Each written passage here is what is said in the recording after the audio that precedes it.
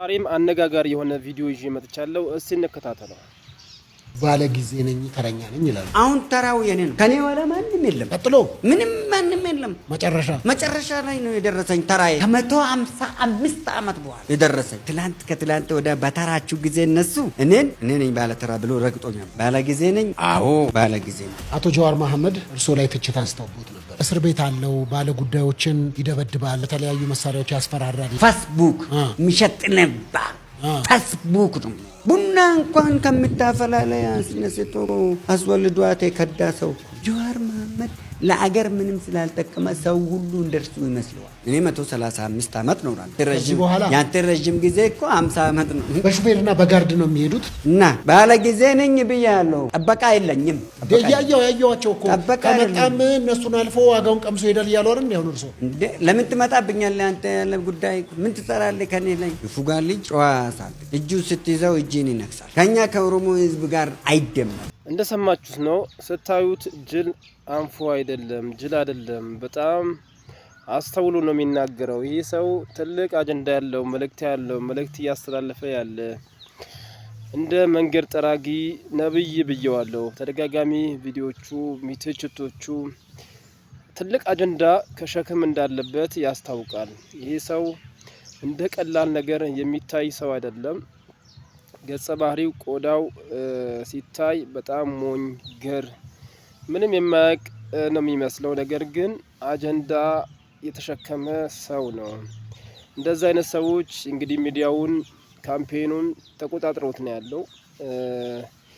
ምን አይነት ነገር እያስተላለፈ እንደሆነ እንግዲህ እንደምታዩት ነው። ይሄ ማለት በዜጎች መካከል ጥርጣሬ እንዲፈጠርና ዜጎች መተማመን እንዳይኖር የሚያደርጉ ናቸው። እንደዚህ አይነት መልእክቶችን ቢያንስ ከማስተላለፍ ቢቆጠብ የተሻለ ይመስለኛል። ስለዚህ ባለ ጊዜ ነን፣ ተረኛ ነን፣ ቀጣይ ከኛ ውጪ ማንም አይመጣም። ከዚህ በፊት የነበሩ መንግስታት ተረግጠውናል። ስለዚህ እኛም እንረግጣቸዋለን አይነት መልእክት ነው። ተራችን እኛ ነን፣ በተራችን እንረግጣቸዋለን አይነት ይዘት ያለው መልእክት ነው እያስተላለፈ ያለው። እንደዚህ አይነት መልእክቶች ደግሞ ሀገርን የሚያድኑ ሳይሆን ሀገርን የሚፈውሱ ሳይሆን ሀገርን የሚያድህዩ ሀገርን የእርስ በርስ ጦርነት እንዲነሳ የሚያደርጉ መልእክቶች ናቸው። ምናልባት እንደዚህ አይነት ሰዎችን ተጠቅማችሁ መልእክት የምታስተላልፉ ሰዎች፣ ሀገራችሁ የምትወዱ ሰዎች፣ ለሀገር ሰላም የምትጨነቁ ሰዎች እንደዚህ አይነት ሰዎችን ከመጠቀም ብትመለሱና ሀገር በጋራ ነው የሚያድገው። አንዱን ያጠፋው ስህተት ለማረም ለማስተካከል በዚህ ውስጥ ለመውጣት መሞከር እንጂ ራስን እንደዚህ አይነት መልእክት በማስተላለፍ ግን ሀገር መምራት አይቻልም ብዬ አስባለሁ። እኛ ሀሳባችን እንሰጣለን፣ ዜጎች ነን። ሀገራችን የሁላችንም ሀገር እስከሆነ ድረስ ማንም ፈርተን ከመናገር ወደኋላ የምንልበት ኮንዲሽን የለም። አንድ ህይወት ነው ያለን። ለነፍሳችን ምንም የሚያስጨንቀን ነገር የለም። መንግስትም ቢሆን እንደዚህ አይነት ሰዎችን ሊያስታግስና አላስፈላጊ መልእክቶች የሚያስተላልፉ ህዝብ ከህዝብ ሊያቃርኑ የሚችሉ ምናልባት አጀንዳ ሰጥቶት የሚያስተላልፍ ከሆነ እረፉ ሊባሉ ይገባሉ ያስባለው። እንደዛ አይነት ሰዎችን ማስቆም መከላከል ግዴታችን ነው፣ ኃላፊነታችን ነው። እንደዛ አይነት ሰዎችን በህዝብ መካከል ጥርጣሬ የሚፈጥሩ ሰዎችን በትክክለኛ ማስቆም መቻል አለብን ብዬ አስባለሁ። መቆምም አለበት።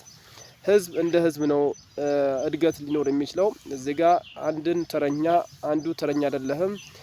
ማንም ለሁሉም እኩል ፍትሃዊ የሆነ ሁሉም አገር ላይ ሰርቶ የሚበላበት ሁሉም ኑሮን የሚያሸንፍበት ሁሉም ሀገሪ ነው ብሎ የሚያስብበት መገንባት ነው ብዬ ማስበው። ክልል ወሰን እንጂ ድንበር ሊሆን አይገባም። ክልሎች መፍረስ አለባቸው ብዬ አስባለሁ። እንደ ሀገር መቋቋም አለባቸው። በድጋሚ ሪሼፕ መደረግ አለባቸው። በቋንቋ ማንነት የሆነ ነገር ነገዶችን ተጠቅሞ ክልል መመስረት፣ ብሔር መመስረት፣ በሃይማኖት እንደዚህ ነገሮች የሚፈጠሩ ነገሮች በአስቸኳይ ሊቆሙ ይገባል ብዬ አስባለሁ።